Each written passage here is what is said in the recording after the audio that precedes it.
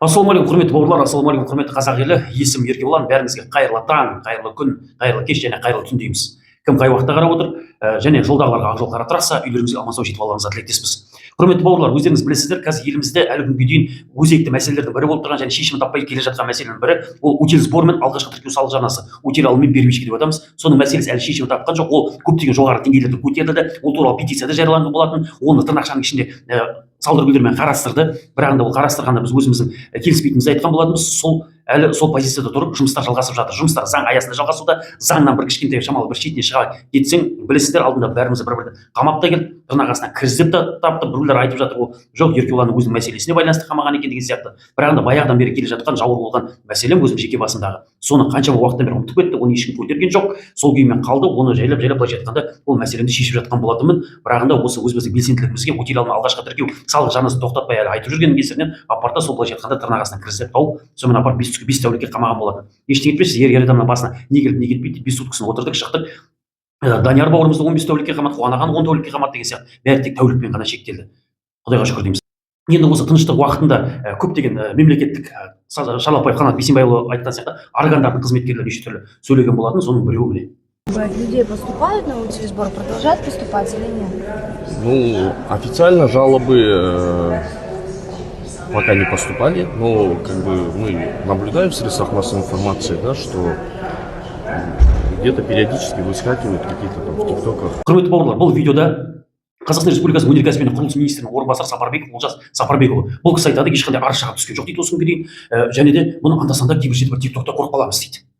Бүкіл тикток бәрін қарап отырады екенсіз. Сапарбеков Олжас мырза, мен сізге айта кететін, өтінішіңізді ашыңыз, сіздерге келді, көптеген хаттар келіп жатыр, ол үшін петицияда қарастырдық. Ол жақта сіз өзіңіз сол комиссия құрамында болдыңыздар және модераторда болдыңыз сол жерде, төрағалық еттіңіз сол жерде. Қалай сіздің есіңізден шығып кеткені оның бәрі? Сапарбеков Олжас мырза, халықтың үні қалай әлі шешілмеген мәселеге сіздің басшыңыз Қанат Бейсенбайұлы Шарлапаев мырза бір сөзбен айтты, бітті, ары қарата көтермейміз дегеннен халық қоя қойды деп ойлайсыз ба? Жоқ, олай емес. Халықты бұқаралық ақпарат құралдарына шығып, онда ешқандай арыз шағым түскен жоқ деп өйтіп, былайша айтқанда тырнақшаның ішінде өтірік айтудың қажеті жоқ. Жұмысыңызды жақсы жасаңыз, сіз де бар, қараңыз, бұл мәселе жауыр болады, ары қарата біз көтереміз, әлі талай сіздермен кездесеміз, біраз бұл мәселені көтереміз. Енді екінші, құрметті бауырлар, енді өткенде бүкіл әлеуметтік желілерді қараймыз, соның ішінде Сапарбеков Олжас мырза сияқты Ақорда престі қараған болатын. Енді еліміздегі бір президенттің әкімшілігімен, аппаратымен тікелей бірдей жұмыс жасайтын пресс орталық болғасын Ақорда престі қарадық. Соның ішінде Қазақстан Республикасының премьер-министрінің бірінші орынбасары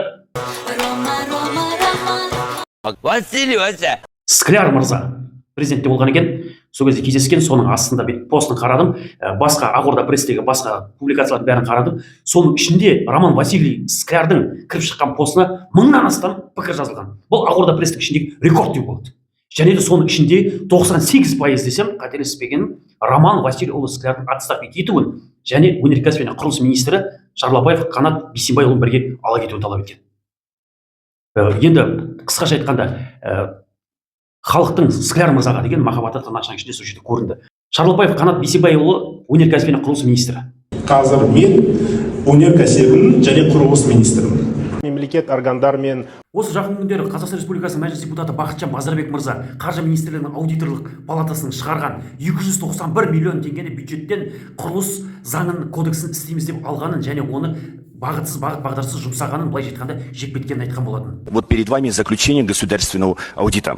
Во-первых, согласно заключению государственного аудита, разработка строительного кодекса на общую сумму 382 миллиона тенге в нарушении пункта 4.2 статьи 41 бюджетного кодекса на 2023 год необоснованно включена в перечень государственных заданий Министерства промышленности и строительства.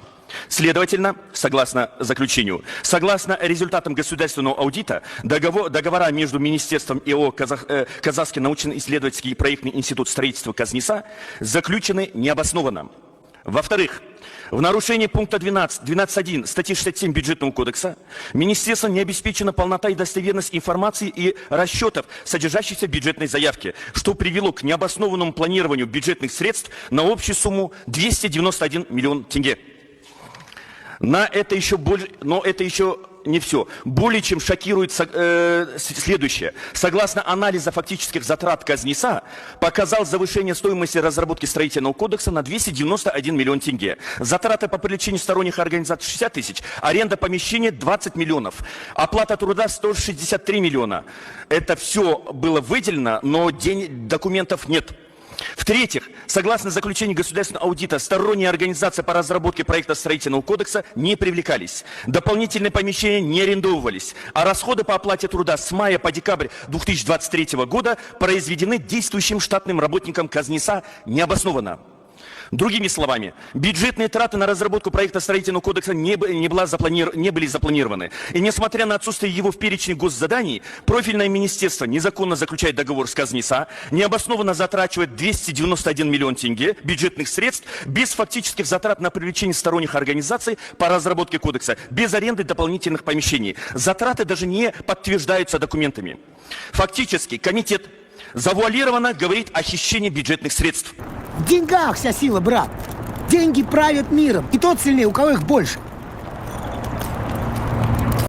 Бір құрылыс кодексін жазып шығара алмай, соған миллиондаған ақшаны құртып жүрген адам Қазақстанның өнеркәсібін дамытады. Және Қазақстанға өнеркәсіп, қандай өнеркәсіп керек екен, қандай заводтар керек екен білетініне менің күмәнім бар. Ол бір. Екіншіден, бұл 291 миллион теңге ұрлық үшін міндетті түрде Шарлапаев Қанат Бейсенбайұлы жауап беру керек. Осыған дейін халықтың талаптары міне айқын осы жерде көрініп тұр. Ал бұл кісінің утиль алымымен алғашқы тіркеу салу жарнасын қайыққа кетіп жатқанын сұрайтын болсақ, тексеретін болсақ, тағы да қылмыстар көп шығады деген сенімдемін. Сол үшін Қазақстан Республикасының бас прокуратурасына және Қазақстан Республикасының сыбайлас жемқорлықтарға қарсы күрес агенттігінің бәрін құлақтарыңызға алтын сырға осыны арыз ретінде қабылдап, міндетті түрде утиль алымы алғашқы тіркеу салу жарнасына байланысты утиль сбор туралы вообще полный және мына 291 миллион теңге Бақытжан Базарбек мырзаның айтып отқанында міндетті түрде қылмыстық іс ашып, соның бәрін қарап қадағалап іс қозғалу керек деген сенімдеміз, сұраймыз, талап етеміз.